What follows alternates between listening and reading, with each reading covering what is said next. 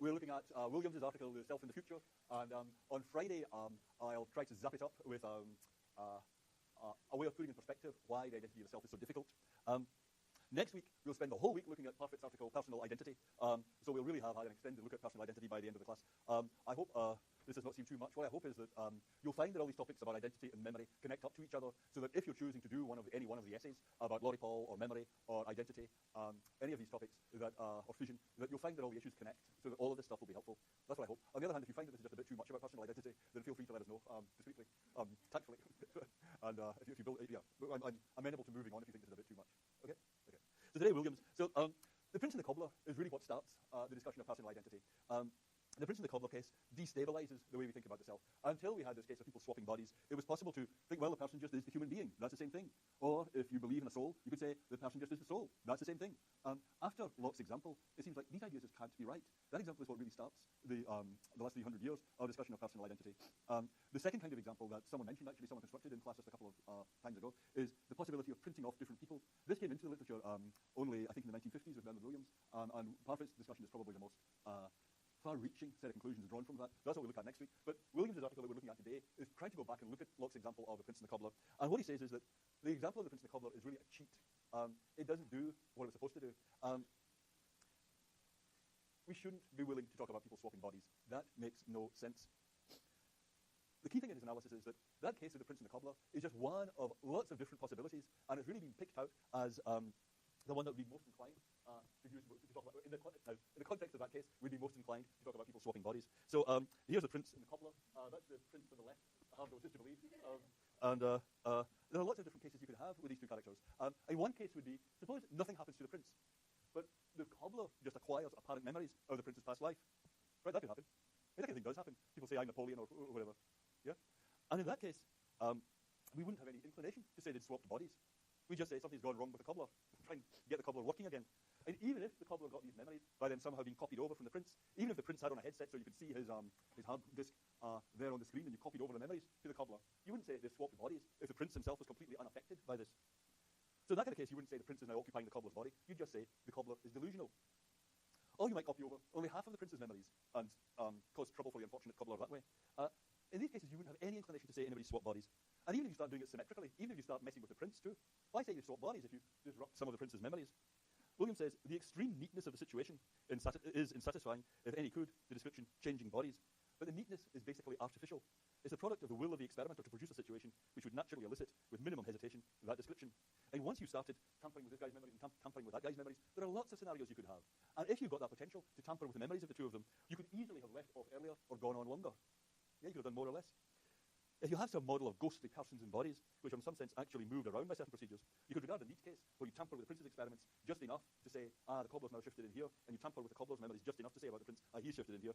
Then you could regard, if you had some picture of ghosts associated with bodies that might move around, then you might say, this is the effective experiment, the one method that really did result in the ghostly persons changing places without being destroyed, dispersed, or whatever. But we can't seriously use such a model. There aren't really ghosts associated with people's bodies. It's as if there's a kind of spark. The image you get is a kind of spark traveling from the one body to the other, carrying the memories with it, carrying the self with it. But that is just a picture that's natural to use here. The experimenter has not, in the sense of this model of ghostly persons, induced a change of bodies. He's rather produced the one situation out of a range of equally possible situations that we'd be most disposed to call a change of bodies. But that's just a mistake. Nobody's changed bodies here. All that there are two human beings being subject to different kinds of damage. That's a basic analysis of what's going on in the Prince and the Cobbler cases. There is kind of illusion you get of the spark traveling from one body to the other, but that's all it is. It's just an illusion, a metaphor, a picture. You don't want to take it too seriously. Perfectly plain what Williams is saying there, yeah. That's right, yeah.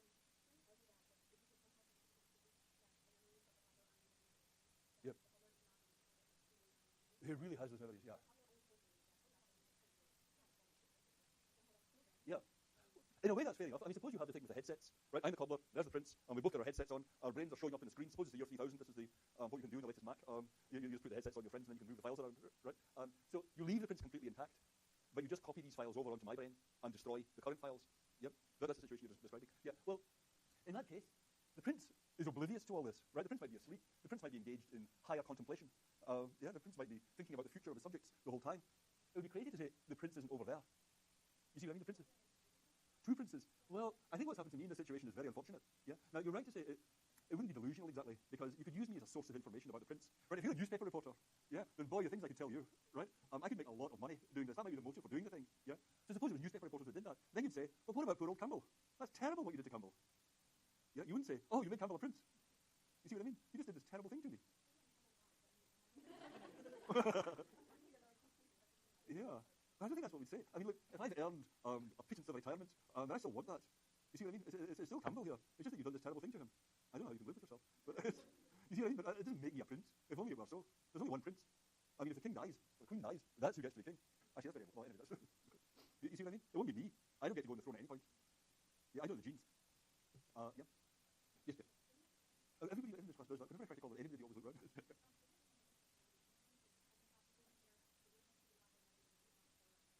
Yes, right.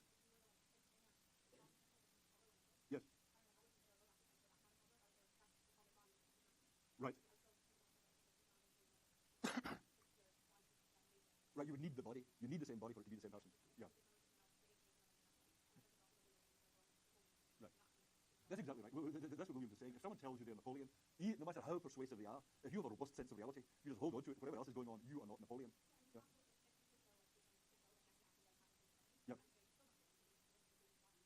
Bang on. That's what Williams is saying. Yeah, that's the idea. Yeah, yeah. You're just reinventing it. Yeah, but that's it exactly. So these stories, like Yamada, Kuhn, and Seven Witches that we're talking about, these stories don't really make sense, is the idea. Yeah, people swapping bodies. For just that reason. If you've got a robust sense of reality, you're going to demand that it's the same body. Yeah. Yes, it does depend on how you define it. Okay, so no, that's an important reaction. One reaction to this would be, well, the important thing is to define your terms, and definitions are arbitrary, right? You can define your terms however you like. The important thing is to fix a definition and then stick to it. Yep. That's actually what I want to come on under that section called uncertainty. Yep. Because in a way, what you're saying is there's no real uncertainty here. Once you get down to brass tacks and say what you mean by identity, you might demand for identity, sameness of the body, or you might say identity is defined as having the right kind of memories. Just define it however you want, and whatever way you do it, it's perfectly definite what's going on. There's no real mystery here. Yep. Okay. Williams has some really interesting things to say about that, because I agree that's an important reaction. I'll come on to that in just a minute. Yep. Yep. Yeah, sure. Yeah. Yeah. Right. Yep. Right. Exactly. So my reading of him anyhow is that what he's saying is, here's the prince, here's all the different things you could be doing to the prince, a little bit of damage to the memories, a little bit of damage to the body, a lot of damage to the memories, a lot of damage to the body. Similarly with the cobbler, you could, if you have the resources to do this kind of experiment, you could be doing lots of different stuff to the cobbler. There is a point at which you've tampered with the prince's memories to this extent, and you've tampered with the cobbler's memories to that extent, at which you have this inclination to say, here the spark travelled across, yeah? But that's a hallucination. There's no, if you just look at the reality here, you just get two spectrums, and there's no particular reason to say anything weirdly different is going on at these points than is going on at any other point in the spectrum. Does that make sense? Yep. Identity can't be something that comes in degrees. I guess that's right, yeah. Because we feel this impulse to say they swapped at this point, but as I was saying with these other cases, we just say there wasn't any change of identity. We don't say a little of the cobbler moved over here and a little bit of the prince moved over here. They were quite identical there, not quite identical here. Again, I think that's actually related to the definitions question. We'll come back to that.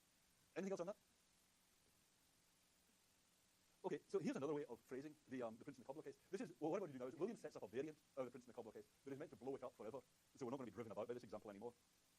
So here's a locked style scenario where the prince and the cobbler are told their brains are going to be swapped into each other's bodies. Right? We've got these convenient hinges on the top of your head. We're going to take out the jack plugs and pop your brain into this guy's body, pop the other guy's brain into your body. Now, one of the resultant bodies will be tortured and the other one rewarded. This is the kind of scenario that keeps coming up, right? We're talking about this kind of scenario with Wally Paul, Serenity and Pain. And you're given the choice which body is going to be tortured and which body is going to be rewarded. Okay, so here's your question, class. That's you at the bottom left, right? You're the prince. That's you later. That's the prince's body later at the top left. There's the person with the cobbler's body at the bottom right, and there's the person with the cobbler's body top right. And you're told the brain's going to be swapped out from this guy, put in there. Now, which one, you're this guy down at the bottom left, okay? So which one would you like to be tortured, and which one would you like to be rewarded? Your call. So put your hand up if you, yes? Yes, yes. Yeah, I mean, that's what I mean about the jack plugs. Let us suppose that humanity has evolved to the extent that the brain is in the skull, anchored in by means of conveniently removable jack plugs. So you can just go into a new body and be plugged in, and everything just works fine. Yeah, okay. Okay, so are you ready? Have you decided? Okay, so if you'd like the person on the left to be tortured and the person on the right rewarded, put your hand up.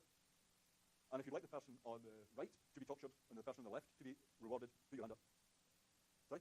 You're starting at the bottom left. So only one for the, yeah, I think that was only one. Anyone else for two? Right, okay, very good. Do you have any comment on that? Yeah, yes. Well, it's certainly a physical sense, yes.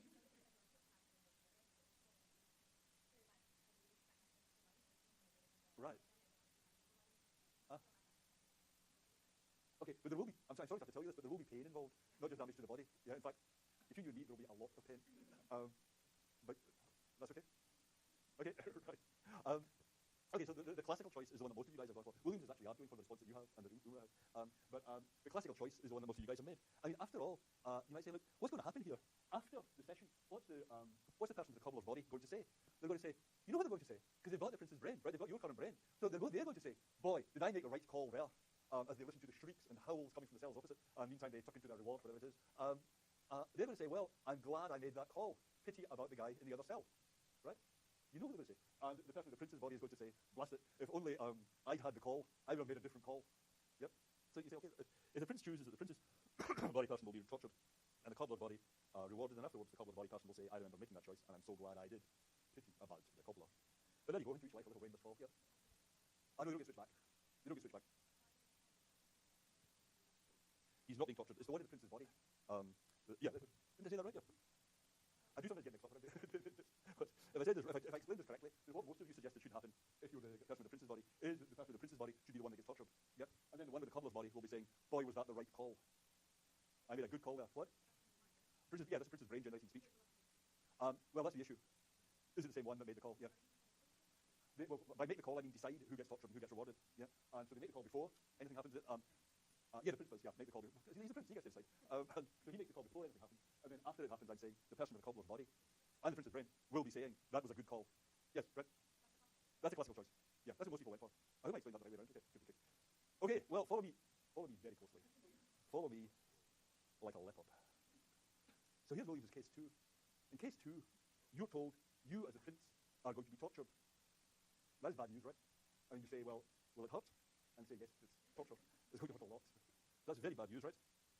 And then they say, but something else is going to happen before we torture you. Before we torture you, we are going to drive you insane. And you say, well, that doesn't really help. You're not bringing me good news here. That sounds terrible, right? And you say, well, what do you mean insane anyway? What kind of insanity? Well, it'll be a familiar kind of insanity. Your current memories are all going to be obliterated. You're going to think you're a different person. You're going to think you're Napoleon or somebody, or a cobbler, or something like that, right? We're going to give you these impressions of having had quite a different past life to the one you did. And you say, you fiends! You fiends! How can you do that? And they say, well, we haven't told you the least of it. We are going to do the same to someone else. At the same time as we're doing this to you, someone else, the cobbler, will be driven insane. But we're not going to torture him. As part of our fiendish plan, we're going to reward him. Now, as it happens, the fake memories that we give you, the prince, before we torture you, will be those that match the cobbler's past life. And let's suppose this is going to be an accident. We're actually going to draw on the cobbler's autobiography to decide just which fake memories we use to drive you insane. That's what we're going to do with you. So it's not going to be an accident like the cobbler, but then we're going to torture you. And similar things are going to be done to the cobbler as part of our plan. In the way that these fiends and comics always do have some crazy plan. Right? So that's the situation, right? That's you on the left. You're going to be driven mad and then tortured. And meanwhile, we're going to be doing that same thing to some guy, this cobbler, only we're going to reward him at the end of the process for helping us. Yeah? Now, let's see, put out your hand, is that a good put out your hand now if that is a good scenario for you, if you're the prince. And put out your hand if that is a bad scenario for you. Well, okay, so the overwhelming majority says it's a bad scenario. Those who think it's a good scenario? Anybody want to comment on that? Okay, but now, remember, this is Locke's thing, right? Where the guy on the left is getting tortured. This is what most of you chose the first time, right? So the guy on the left gets tortured, the guy on the right gets rewarded. Yeah? Now, this is exactly the same situation that you just chose. It's just been described in a different way. The first time I described it, I said, that's just the memories flashing across from body to body. This time when I described it, I said, well, they're both being driven mad. But it's really the same thing that's going on. Memories have been copied from one life into another. Yeah? The hard facts, this is what's happening here. The basic physical facts